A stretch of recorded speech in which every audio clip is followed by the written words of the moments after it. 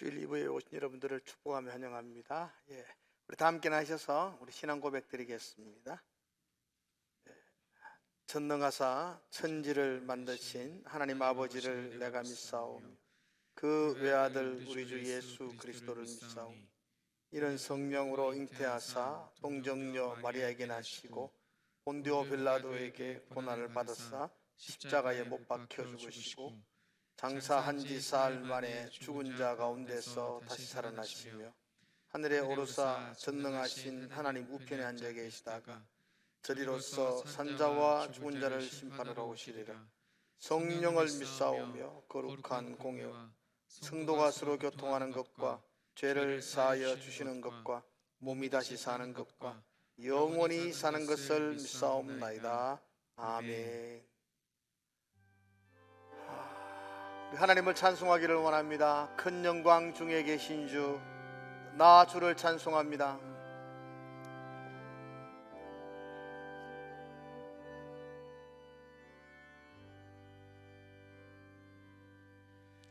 큰 영광 중에 계신 주, 나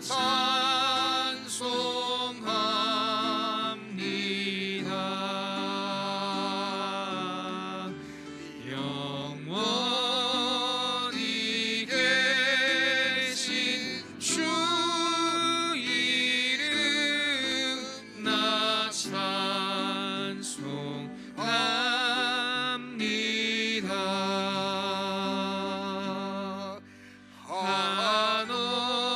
한없이 크신 능력을 나 찬송합니다.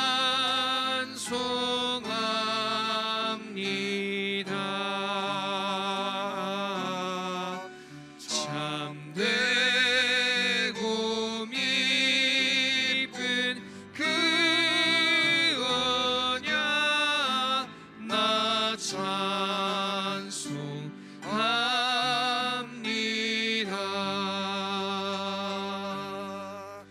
온 천지 창조하시던 그 말씀 힘이 있어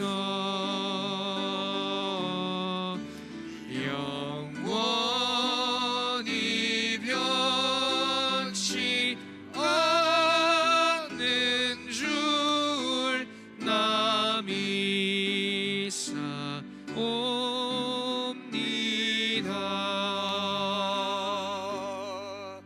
그 온유하신 춤성 날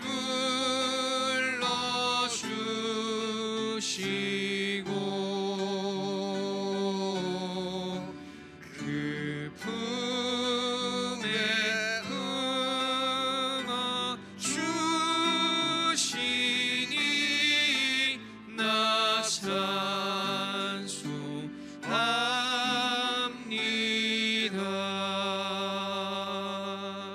오 사랑의 예수님, 내 맘을 곧 엽니다. 내 맘을 곧 엽니다.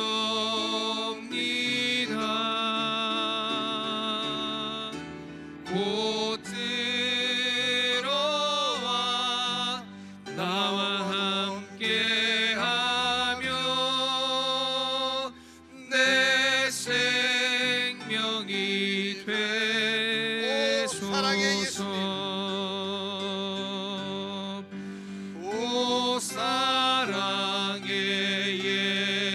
예수님, 내 마음을 곧 엽니다.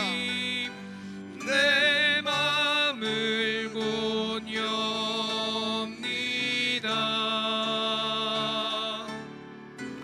곧 들어와 나와 함께하며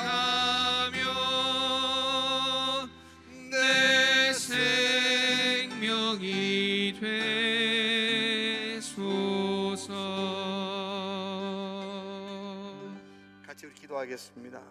주님 앞에 우리의 마음을 열고 예배하는 시간으로 인도하여 주시옵소서. 특별히 지금 우리 주일학교 아이들이 각 부서별로 예배를 하고 있습니다. 그 주일학교 가운데에 하나님의 성령의 기름 부으심 있기를 소망하며 이 예배 가운데도 하나님의 임재하심을 경험하는 귀한 예배가 되게 하여 주시옵소서. 그런 마음으로 예배를 위해서 우리 같이 한번 기도하고 나가겠습니다. 우리 함께 기도하겠습니다. 하나님 아버지, 이 시간에 저희들이 예배하며 주께 나아갑니다. 하나님께 은혜를 구합니다. 하나님이 붙들어 주시옵소서. 우리 아이들이 주일학교 예배를 드립니다. 하나님, 오랫동안 중단되었다가 다시 시작합니다. 성령의 기름 부어주시고 은혜를 부어주셔서 예배를 통해서 하나님의 영광이 드러나게 하시며 하나님의 임재를 경험하게 하시고 하나님과 함께하는 시간으로 주님께서 역사하여 주시옵소서.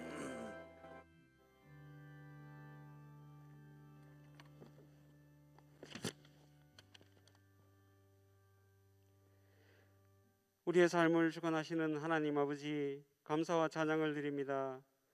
죄와 사망에 매였던 우리를 십자가의 보혈로 깨끗게 해주시고 자녀 삼아 주심을 감사드립니다. 지난 한 주도 하나님을 향한 거룩을 붙들고 몸부림쳤지만 넘어지고 낙심하고 우리가 너무나 연약한 존재임을 깨닫습니다. 여전히 죄악 가운데 서 있는 우리를 용서하여 주시고 긍휼을 베풀어 주시옵소서. 지난 1년 동안 코로나 바이러스로 인하여 우리의 삶이 두려움과 공포였지만 하루하루를 견디고 이겨내게 하셔서 감사합니다. 하루속히 코로나가 종식되어서 우리의 일상과 예배가 회복되게 도와주시옵소서. 하나님, 우리 교회를 사랑하여 주시고 은혜를 주셔서 우리 교회가 아름다운 사람들이 모여서 하나님 나라를 이루어가는 교회가 되게 해 주시옵소서. 성도들이 서로 사랑하며 아름다운 성김과 헌신이 있는 교회가 되게 하시고 하나님께서 주신 직분과 사명을 잘 감당하게 해 주시옵소서. 하나님, 우리 주일학교가 부흥되기를 원합니다. 주일학교 예배가 중단되었다가 이번 주부터 다시 예배를 드립니다. 우리 자녀들이 어려울 때일수록 모이기 힘쓰며 하나님이 찾으시는 예배자로 세워질 수 있도록 도와주시옵소서. 이 땅을 변화시키며 세상 가운데 섞이지 않는 구별된 하나님의 자녀들이 되게 해 주시옵소서. 질병으로 고통 중에 있는 성도들을 회복시켜 주시고 경제적인 문제와 여러 가지 환난 가운데 있는 성도들을 위로하여 주시옵소서. 하나님의 사명을 붙들고 복음을 전하는 선교사님들에게 은혜를 주시고 사역지마다 재정적으로 환경적으로 어려움 당하지 않도록 도와주시옵소서. 특별히 더 네이션스 교회를 사역하시는 박영호 목사님에게 힘과 능력을 주시고 믿음의 동력자들을 통해서 질량 땅이 다문화 선교의 중심지가 되게 해 주시옵소서. 이 시간 말씀 선포하실 목사님에게 성령의 능력을 주셔서 선포되는 말씀을 통해서 모두가 위로받고 은혜 받는 시간이 되게 해 주시옵소서. 예배를 위하여 봉사하는 모든 손길들을 축복하여 주시고 하늘의 신령한 복과 땅의 기름진 복으로 채워 주시옵소서. 감사드리며 예수 그리스도의 이름으로 기도드립니다. 아멘.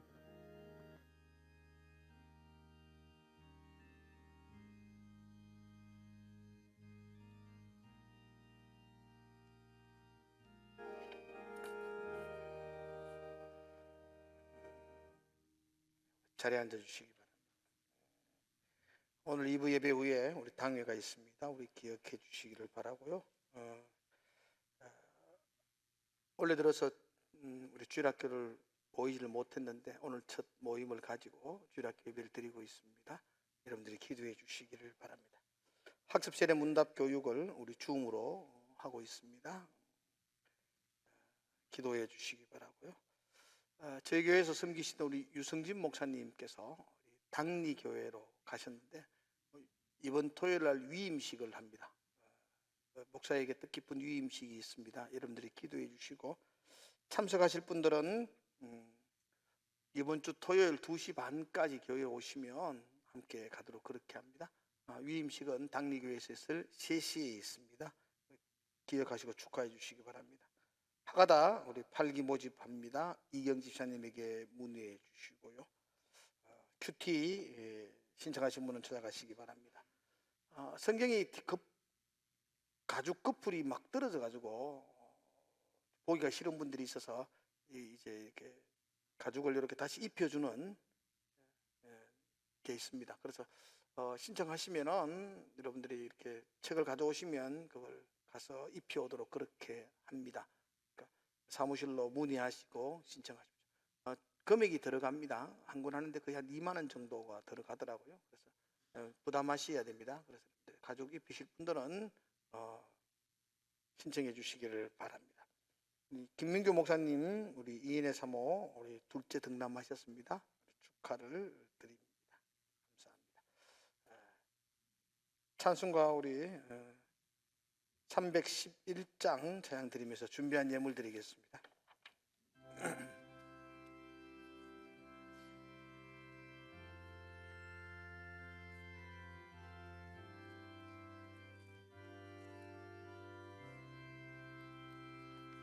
내 너를 위하여 몸 버려 피 흘려 내 죄를 속하여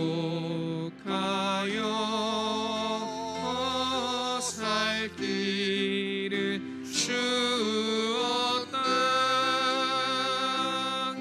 널 위해 몸을 주건만 너무 주느냐.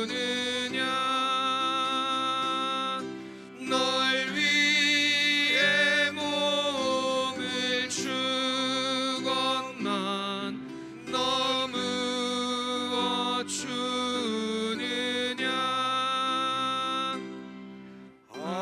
아버지 보좌와 나 그 영광 떠나서 밤 같은 세상에 애만 백성 구하려 내 몸을 희생했건만 너무 어떠느냐. 내 몸을 희생했건만 너무 어떠느냐. 사절합시다. 한없는 용서와 참 사랑 가지고 세상에 내려와 값없이 주었다.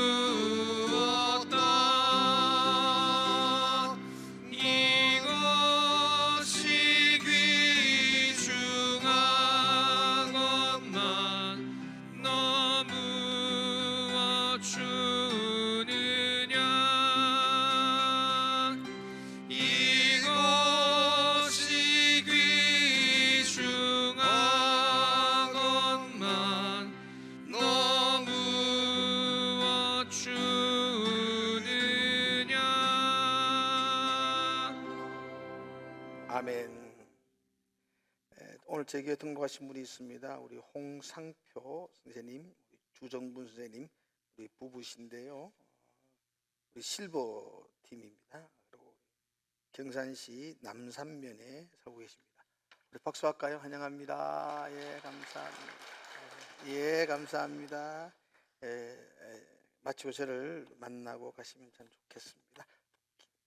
또 우리 비파와 수금팀에 우리 트럼본을 우리 연주하시는 우리 안지민 선생님께서 오늘 처음 저에게 오셨습니다. 우리 박수하겠습니다. 감사합니다. 잘 섬겨주십시오. 예. 기도하겠습니다. 하나님 아버지, 우리의 걸음을 하나님께서 인도하심을 믿습니다.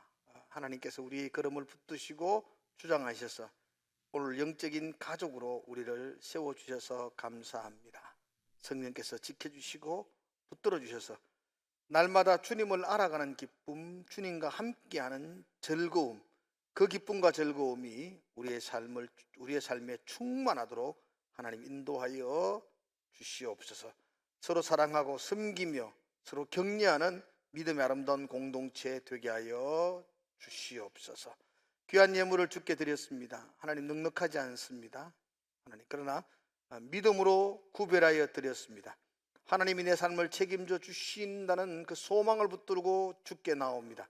드린 손길과 그 손길들을 가정과 자녀들에게 하늘의 은혜를 부어주시고 이 땅에서 하나님 붙들고 살아가는 사람들이 이 땅 가운데서 아름다운 향기를 드러내며 영향력을 끼치는 귀한 믿음의 발자취로 살아내게 하여 주시옵소서. 감사드리며 예수님 이름으로 기도드리옵나이다. 아멘. 창세기 22장의 말씀을 함께 보겠습니다. 창세기 22장입니다. 9절에서 14절까지 말씀입니다. 9절에서 14절까지.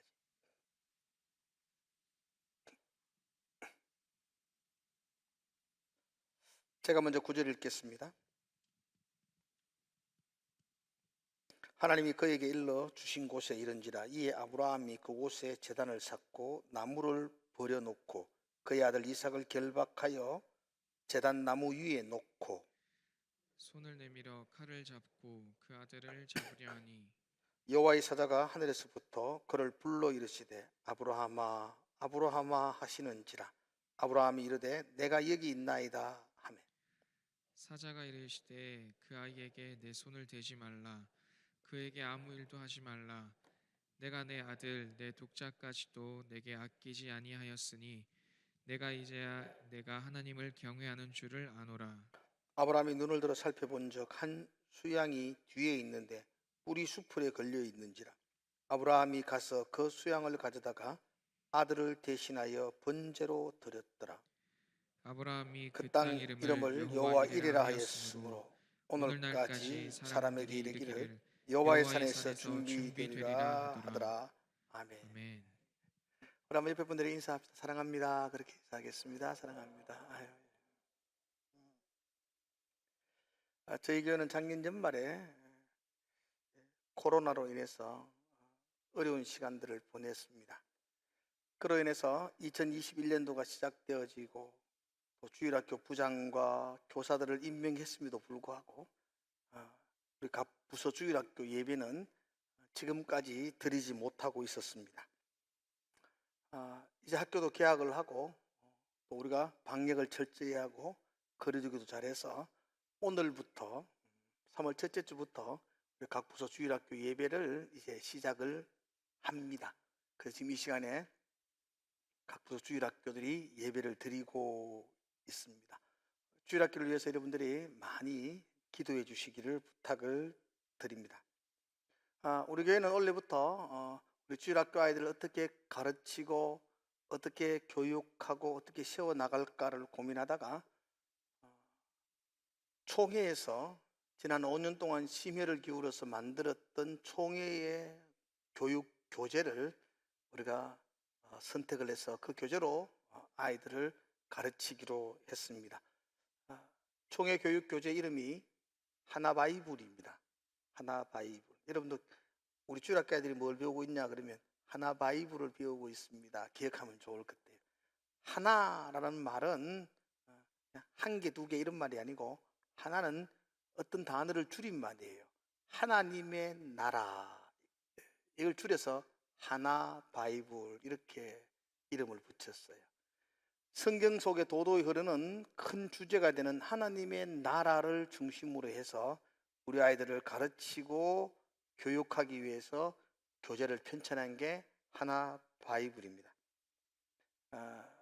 특별히 제가 그 교재를 보면서 매우 흡족했던 것은 이 교재가 그동안에 볼 수 없었던 것, 그러니까 영아부에서부터 유치부, 유년부, 초등부, 중고등부가 매주일 같은 본문, 같은 주제, 같은 제목으로 유치부는 유치부처럼, 유년부는 유년부처럼, 중고등부는 좀 더 중고등부처럼 그렇게 같은 제목과 같은 주제를 가지고 교육을 하고 있다는 거죠. 그래서 그게 너무 좋았습니다.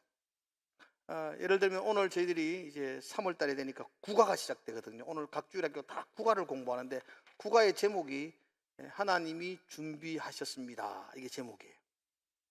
본문도 창세기 22장 9절에서 14절까지 오늘 이 본문이에요.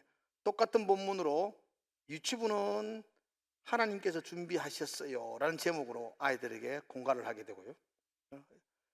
유년부는 하나님께서 무엇을 미리 준비하셨나요? 이렇게 제목을 붙여놓았어요.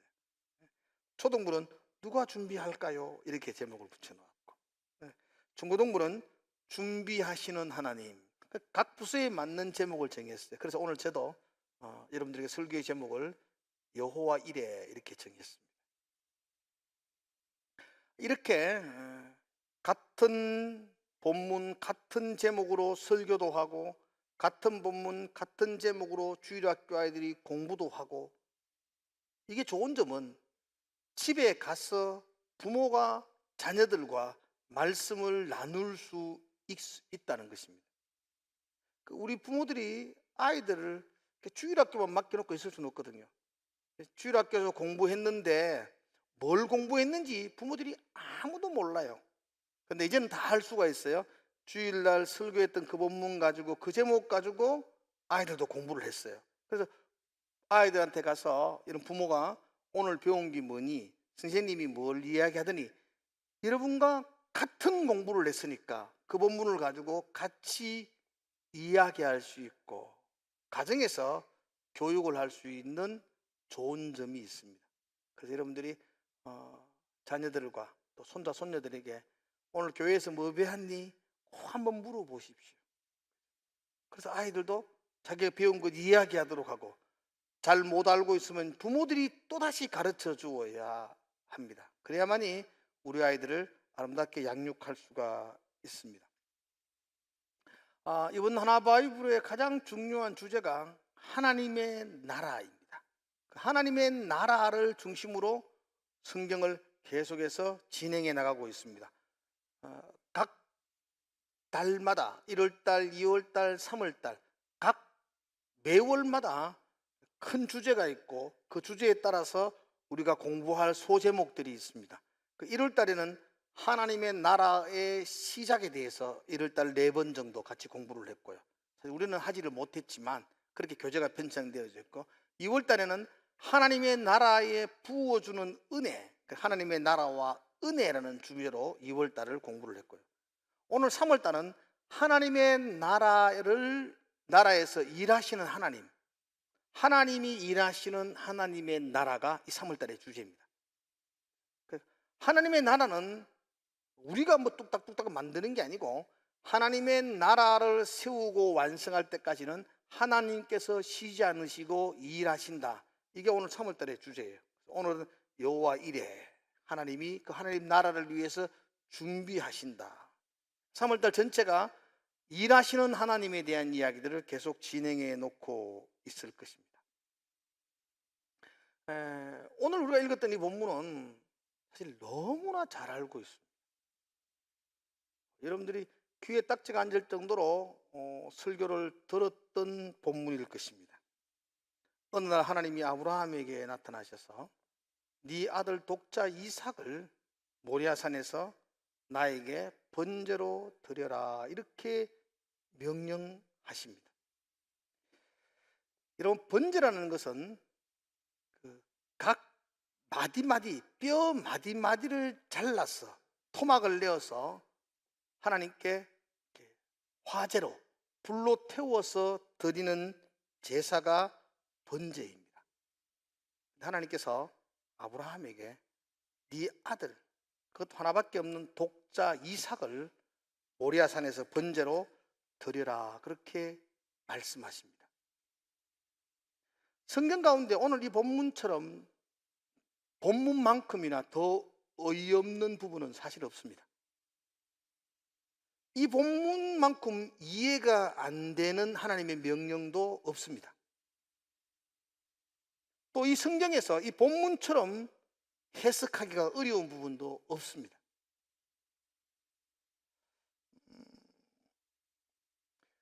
어떻게 이 본문을 적용해야 되며 어떻게 이 본문을 이해해야 되며 어떻게 이 본문을 해석해야 될지 매우 난감합니다.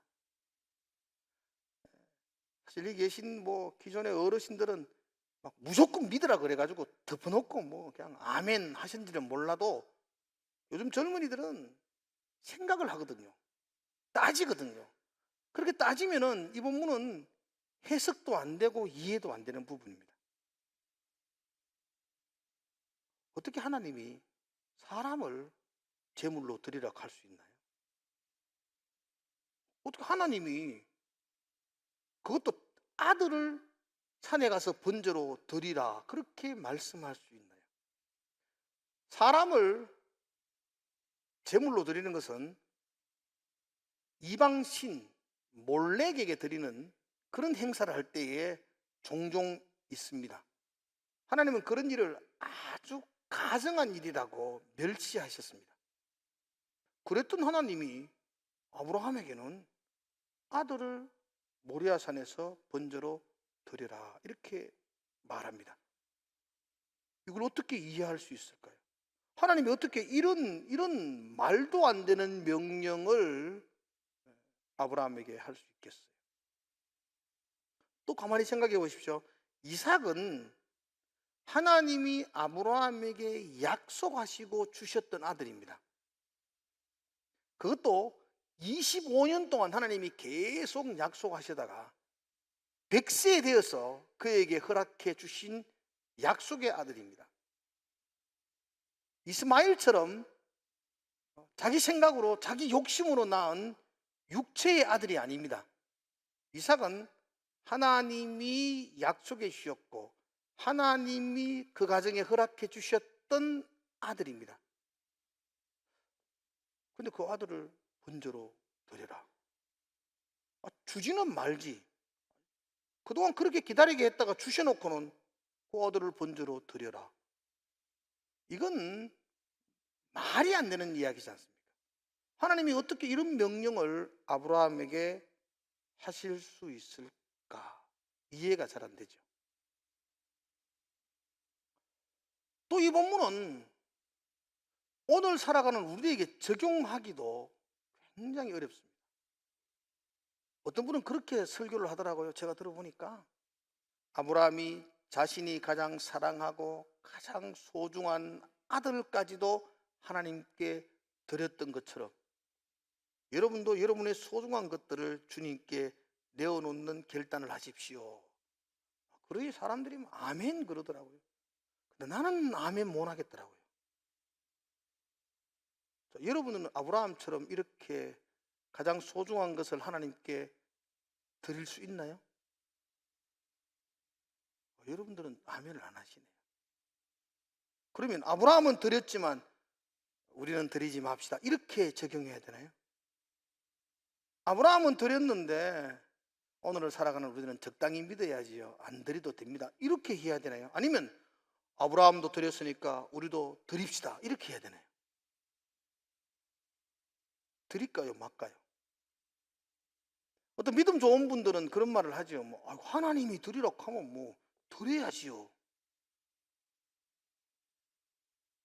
하나님이 아브라함에게 직접 나타나셔서 이삭을 드려라 그래서 드린 것처럼 우리도 하나님이 오늘 밤에 내게 나타나시면 하나님이 직접 나타나셔서 드려라 그러면 드려야지요 라고 말하는 분들도 있어요. 믿음이 아주 좋은 분들이죠.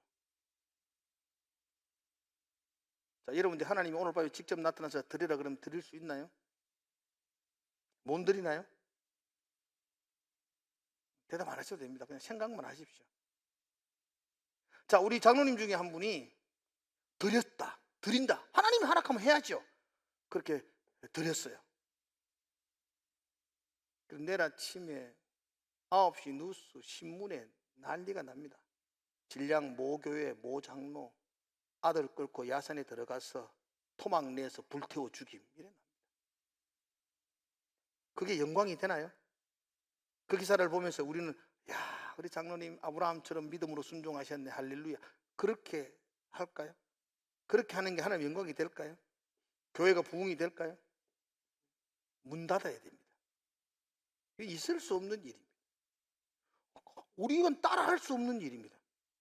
따라할 수 없는 일을 성경에 기록해 놓고 우리 보고 어쩌라는 거죠? 이 본문을 어떻게 적용해야 될까요? 그래서 오늘 본문이 가장 이해가 안 되고 또 가장 해석이 안 되고 또 적용도 안 되는 본문이 오늘 우리가 읽었던 이 모리아산 사건입니다. 그럼 이 본문을 어떻게 우리가 해석해야 되며 이 본문을 어떻게 정확하게 바라봐야 되는가? 오늘 이 본문을 해석하는 또 이 본문을 이해하기 위해서는 가장 중요한 요절이 있습니다. 오늘 본문의 가장 중요한 요절이 14절의 말씀이거든요. 우리 주일학교 아이들도 다 요절이 14절로 되어져 있습니다. 14절의 말씀을 한번 여러분 읽어보면 좋겠습니다. 14절 같이 한번 읽어볼까요? 시작. 여호와 이레라 하였으므로 오늘까지 사람들이 이르기를 여호와의 산에서 준비되리라 하더라, 그렇게 말합니다. 아브라함이 이 모리아 사건 일을 다 마치고 끝이 나고 나서 하나님께 믿음의 고백을 하는 거예요. 여호와 이레다. 내가 이 모리아 사건을 진행하고 나니까 내가 깨달은 게 있어. 내가 발견한 게 있어. 아브라함이 깨닫고 발견한 게 뭐냐면 여호와 이레. 그걸 발견했다는 것입니다. 아브라함에게 있어서 여호와 이레는 유레카와 같습니다. 그리스의 그 수학자였던 아르키메데스가 목욕탕에 앉았다가 놀라운 발견을 하죠. 왕이 그에게 명령을 내린 것은 왕관, 자기가 쓰고 있는 왕의 왕관이 순금인지 가짜가 들어있는지 뭐 다른 불순물이 들어있는지를 좀 알아봐 달라 그랬습니다. 근데 그걸 뭐 요즘처럼 뭐 할 수 있는 방법이 없어가지고 굉장히 고민했습니다. 근데 아르키메데스가 목욕탕에 탁 앉으면서 물이 철렁 넘치는 걸 보면서, 야, 이 금관을 물에 넣으면은 그 넘치는 물량과 그 무게에 순금을 넣어서 넘치는 물량이 같으면은 이건 순금이고, 다르면은 그 안에 무슨 철이 들었던 간에 다른 불순물이 들어갔다. 그걸 발견하고 난 다음에 너무 기뻐가지고 자기가 벗은지도 모르고 그 거리를 뛰어다니면서 유레카 내가 놀라운 것을 발견했다고 소리를 쳤다고 합니다. 아브라함이 지금 그 기분입니다. 모리아 사건을 통해서 내가 놀라운 사실을 발견했다. 내가 몰랐던 것을 깨달았다. 그게 여호와 이레다. 여호와 이레. 내가 여호와 이레를 발견했다. 내가 너무너무 고민했었는데, 너무너무 갈등했었는데 내가 모리아산 사건을 통해서 여호와 이레를 발견했다. 그렇게 지금 소리치는 것과 같습니다. 그럼 여호와 이레가 무슨 뜻인가요? 여러분, 여호와 이레가 무슨 뜻이죠? 14절의 말씀 잠깐 한번 볼까요? 여호와 이레가 무슨 뜻인지. 여호와 이레란 오늘날까지 사람들이 이르기를 여호와의 산에서 준비되리라 하더라, 이렇게 되어 있어요. 그래서 여호와 이레를 해석하면서 여호와 이레란 여호와의 산에서 준비되리라. 한번 따라 합시다. 여호와의 산에서 준비되리라. 그래서 여호와 이레를 하나님께서 준비하신다, 이렇게 우리가 해석해요. 여호와 이레가 뭐라고요? 그렇죠. 하나님께서 준비하신다. 여호와의 산에서 준비되리라, 이렇게 해석해요. 그런데 이 해석은요, 이걸 우리는 어역이라 그래요. 어역이란 말은 읽는 독자인 저와 여러분들이 좀 더 쉽게, 좀 더 이해하도록 읽을 수 있도록 그렇게 해석해 놓은 겁니다. 그러니까 여호와 이레의 본래의 언어적 뜻은 이게 아닌데 좀 더 우리가 쉽게 이해할 수 있도록 여호와께서 준비하셨다, 그렇게 해석했다는 겁니다. 원어적으로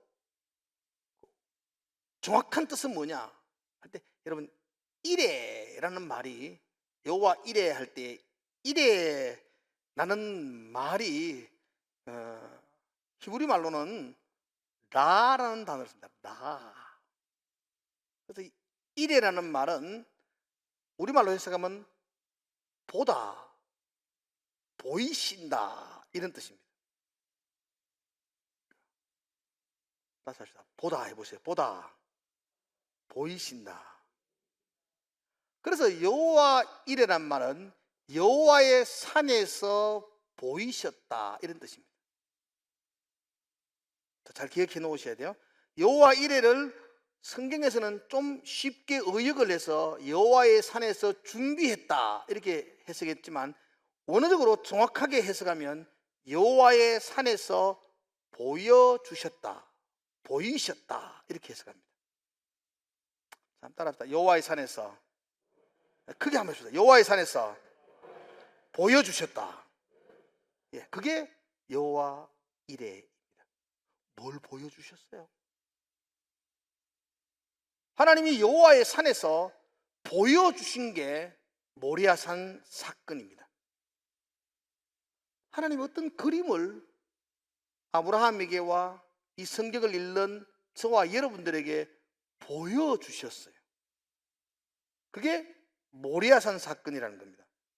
그러므로 그 모리아산 사건에는 하나님의 마음, 하나님의 계획, 하나님의 섭리, 하나님의 뜻이 보여진 사건입니다.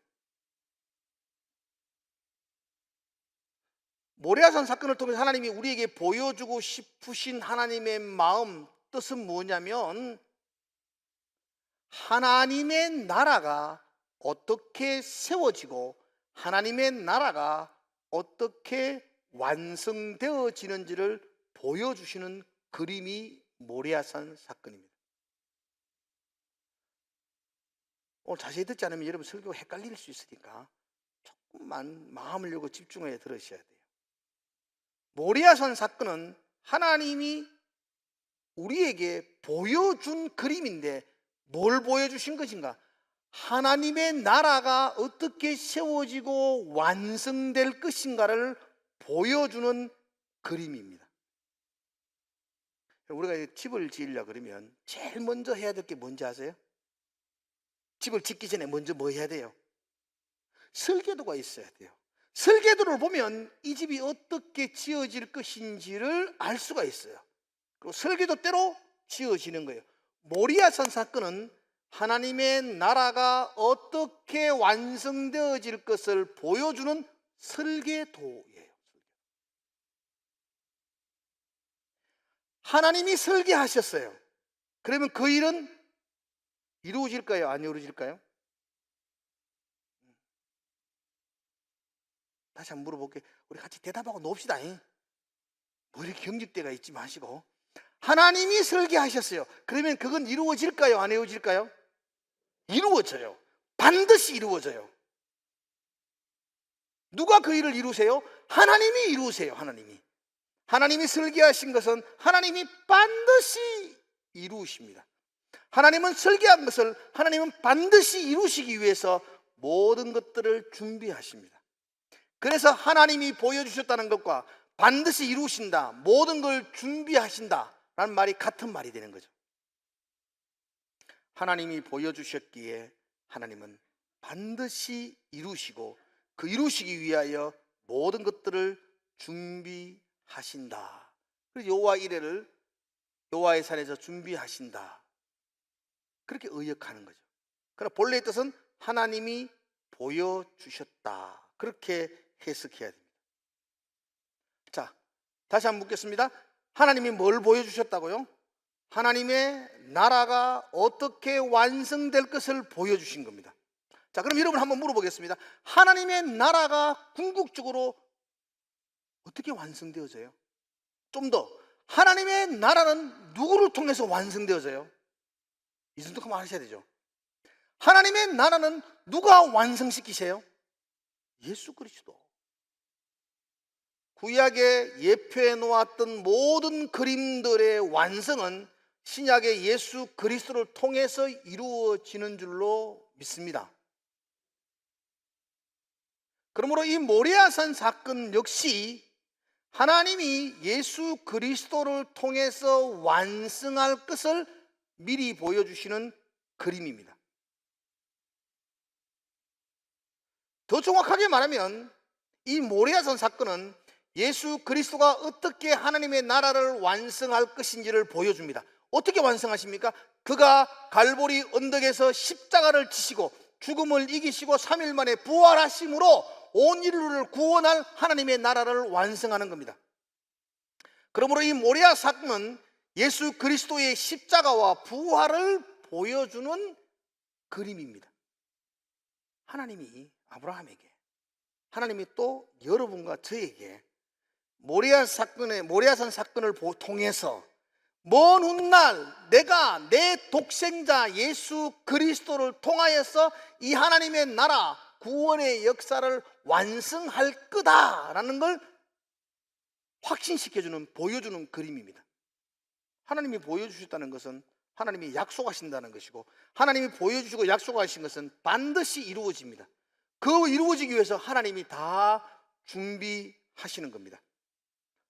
그래서 이삭은 장차 오실 예수 그리스도의 모형, 예수 그리스도의 예표라고 우리가 이야기합니다.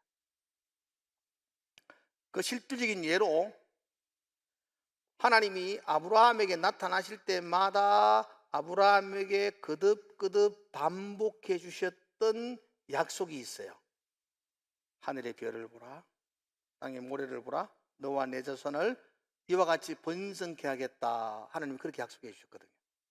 또 고개 들어서 동서남북을 바라보라. 이 동서남북의 모든 땅을 너와 내 자손에게 주겠다. 그러면서 네 자손은 복의 근원이 되게 해주겠다. 하나님이 그렇게 자손에 대한 약속을 끊임없이 해주셨어요. 자, 여러분, 그러면 아브라함에게 약속하신 그 자손, 하나님이 아브라함에게 복의 근원이 되겠다고 하시는 그 자손이 누구죠?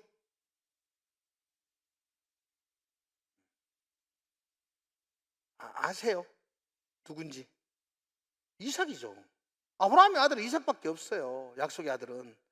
하나님이 네 자손을 모래처럼 번성케 해주겠다. 그 이삭을 통해서 번성케 해주겠다는 약속이에요. 근데 그건 표면적인 약속이고요, 구약의 그 놀라운 그림은 신약에 의해서 해석되어지는데, 신약에서는 그 이삭을 다르게 표현해요. 갈라디아서 3장 16절에 한번 보시면 이렇게 되어 있어요. 한번 볼까요? 같이 따라 시작. 이 약속들은 아브라함과 그 자손에게 하신 것인데 여럿을 가리켜 그 자손이라 하지 아니하시고 오직 한 사람을 가리켜 내 자손이라 하였으니 곧 그리스도. 신약의 바울은 하나님이 아브라함에게 네 자손에 대한 축복을 주겠다고 약속했는데 그 약속한 자손이 여럿이 아니야, 하나인데 그 하나가 이삭이 아니고 그리스도다. 그 말을 다른 말하면 이삭이 그리스도의 모형이다, 예표다, 그렇게 말씀하고 있는 것입니다. 이삭이 번제할 나무를 등에 지고 모리아산으로 올라갔던 것처럼 예수 그리스도가 십자가를 치고 갈보리 언덕으로 올라가시는 겁니다. 이삭이 말없이 번제단 위에 결박되어 누우셨던 것처럼 예수님도 하나님께 순종하여 도살장에 끌려가는 양처럼 십자가 위에 못 박히신 것입니다. 아브라함이 칼을 들어 이삭을 내려치는 순간 하나님이 수풀에 수양을 준비하셔서 그 이삭을 살려주셨지만 사실 본질적으로는 번제단에 누울 때에 이삭은 죽은 것입니다. 이삭은 죽은 것과 다름이 없어요. 그러나 이삭은 죽지 않았어요. 번제단에 누웠던 이삭이 다시 일어나서 모리아산을 내려옵니다. 예수 그리스도가 십자가를 지셨어요. 죽으신 거예요. 그래서 예수님은 죽지 않으셨어요. 다시 죽음을 깨고 무덤을 깨고 3일 만에 부활하셨어요. 결론적으로 아브라함의 모리아산의 사건은 먼 훗날 하나님께서 자기 아들을 십자가에 내어놓으시고 또 죽음을 이기고 부활하게 하심으로 말미암아 이 땅에 하나님 나라를 완성하시겠다는 설계도를 우리에게 보여주신 것과 같습니다. 그래서 아브라함이 그걸 깨닫고 여호와 이레, 여호와의 산에서 보여주셨다. 하나님이 나에게 보여주셨다. 그 감동으로 여호와 이레 그렇게 소리친 것입니다. 하나님이 보여주셨으면 그건 이루어집니다.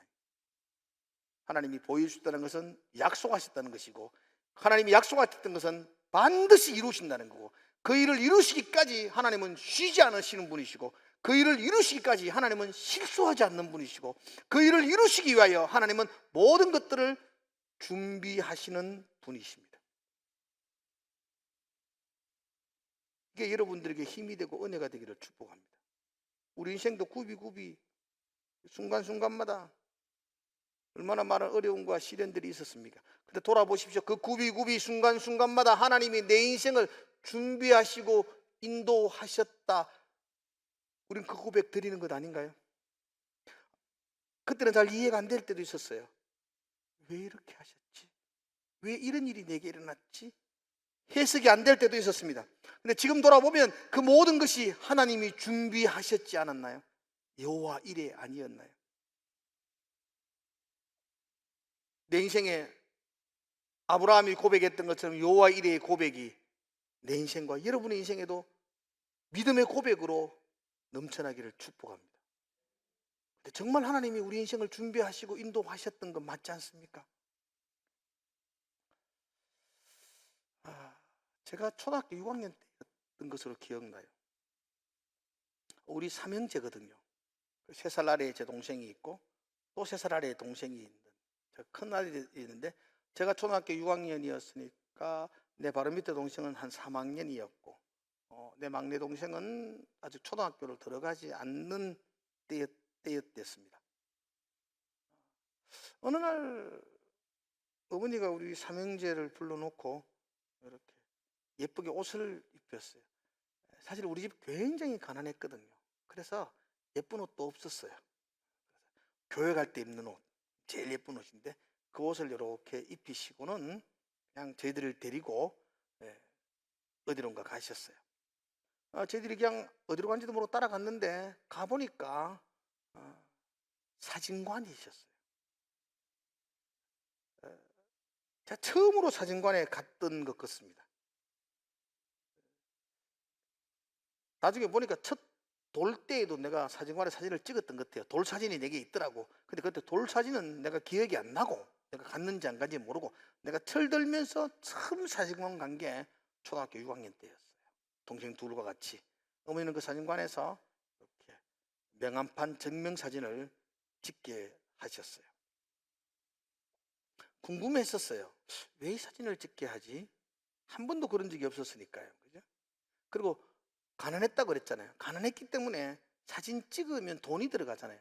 그런 돈 자체를 어머니가 아무 이유 없이 그렇게 사진을 찍는데 돈을 쓰실 이유가 없었어요. 근데 왜 사진을 찍지? 물어봐도 어머니는 대답하지 않으셨어요. 그리고 한참 세월이 지난 후에 외할머니가 저에게 이야기해 주셨어요. 그때 왜 사진을 찍었는지. 그때 저희들이 참 많이 가난했기 때문에 제가 초등학교 6학년을 졸업하고 중학교로 이제 입학을 해야 되는데, 우리 어머니 힘으로서는 이 아들을 이 중학교로 보낼 만한 능력이 안 되었던 것 같아요. 그래서 어머니가 우리 삼형제를 사진을 찍어 가지고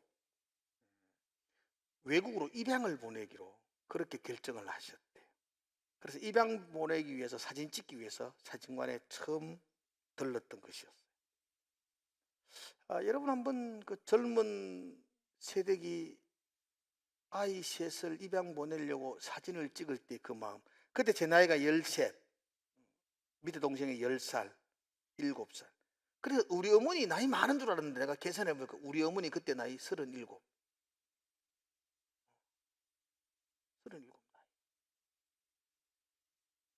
지금 생각하면 37 뭐 알란가. 37 그 여린 여인이 자기가 사랑하는 그 세 아들을 입양 보내기 위해서 사진을 찍었어요. 할머니가 그런 말을 하더라고요. 아버지한테도 엄마가 상의했대요. 우리 중학교 보낼 힘 없으니까 외국 입양 보내자. 그런 말 하면요, 아버지는 뭔 소리가 나?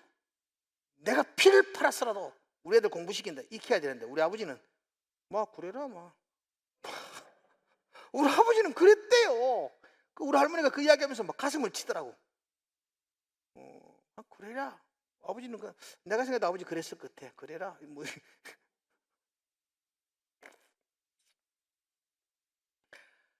젊은 그 세대기 오죽 답답했으면, 오죽 대책이 없었으면 그 아들 3명을 다 외국으로 입양 보내려고 마음을 먹었겠습니까? 근데 마침 뭐 법이 바뀌어서 그런지 입양이, 장성한 아이의 입양이 금지되어졌고, 그래서 제가 계속 한국에 살게 되었어요. 할렐루야죠. 자, 그런 생각을 했어요. 오죽 힘들었을까? 우리 어머니 오죽 힘들었을까? 제가 기억하는 어머니, 초등학교 때 기억하는 어머니, 밤 12시까지 재봉틀 미는 미신 공장에서 일하시고, 그 늦은 밤에 들어와서 잠깐 눈 붙이면 새벽에 새벽기도 나가시고. 난 그때 새벽기도 나가는 우리 어머니가 60대인 줄 알았어요. 지금 할머니인 줄 알았어요. 그때 30대 중반이었어요. 우리 어머니 한 번도 빠진 적이 없는 모습. 우리 아버지는 늘 주님에 취하셔가지고 늘 주님과 함께 동행하시고 그런 여인에게 무슨 소망이 있겠어요. 그래서 오죽 깜깜하고 오죽 답답했으면 아이들을 그렇게 입양 보내려고 했겠어요. 아무런 대책이 없었잖아요. 근데 보세요, 저 중학교 졸업했거든요. 내 동생들도 다 중학교 졸업했어요. 놀라지 마세요. 제가 고등학교도 졸업했어요. 우리 동생들도 다 졸업했어요. 고등학교, 대학도 졸업하고. 동생들도 다 대학을 졸업했어요. 제가 보면요, 내가 중학교에 갈 때에 그때 그 형편에 맞는 여유가 되었고요, 살림이 되었고, 고등학교 갈 때는 그때 거기에 맞도록 곡이 되었고요. 한 번도 넉넉한 적 없는데 한 번도 굶은 적은 없는 것 같아요. 그때마다 내 인생의 모든 길 속에 하나님이 준비하셨습니다. 저도 제 인생을 돌아보면 여호와 이레였습니다. 하나님이 철저하게 모든 것들을 준비해 놓으셨습니다. 여러분은 그렇지 않는가요? 예, 때로는 힘들 때도 있었고 때로는 이해 안 될 때도 있었지만 하나님이 다 준비해 놓으시지 않으셨나요? 여러분도 그렇게 고백할 수 있지 않나요? 여호와 이레였습니다. 여러분, 여러분의 자녀들에게 그렇게 가르쳐 주면 좋겠어요. 요즘 우리 아이들이 소망이 없어요. 꿈이 없어요. 목표가 없어요. 그냥 살아가요. 그런 우리 아이들에게 하나님이 네 인생을 책임져 주시고 준비하신다. 하나님이 네 인생을 붙들어 주신다.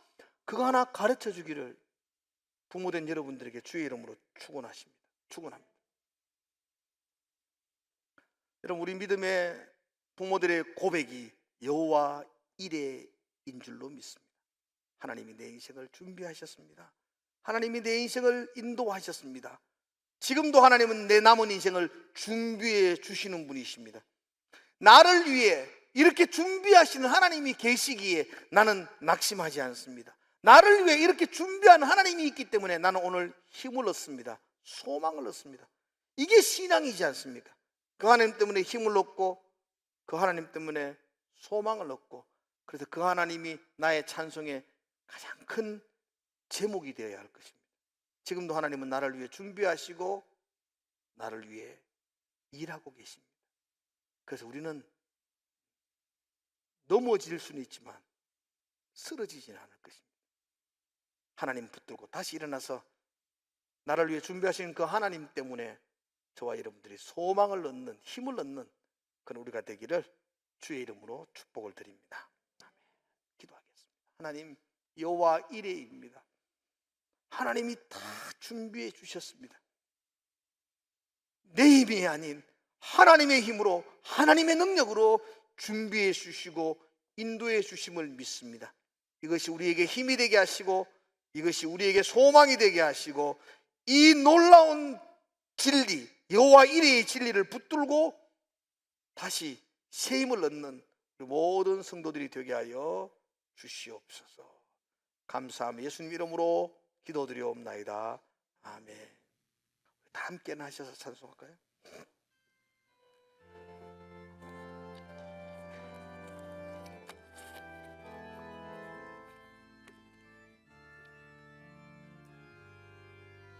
날이 저물어 갈 때에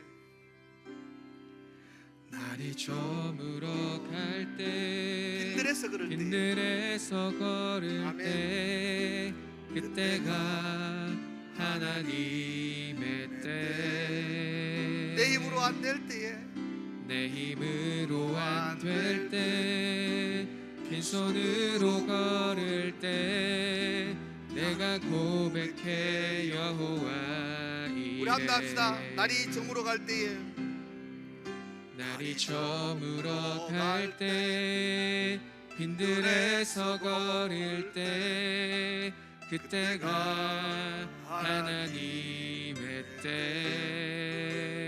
내 힘으로 안 될 때에 내 힘으로 안 될 때 빈손으로 걸을 때 내가 고백합니다. 내가 하나님이 준비하셨습니다. 여호와 이레입니다. 이레. 주가 일하시네.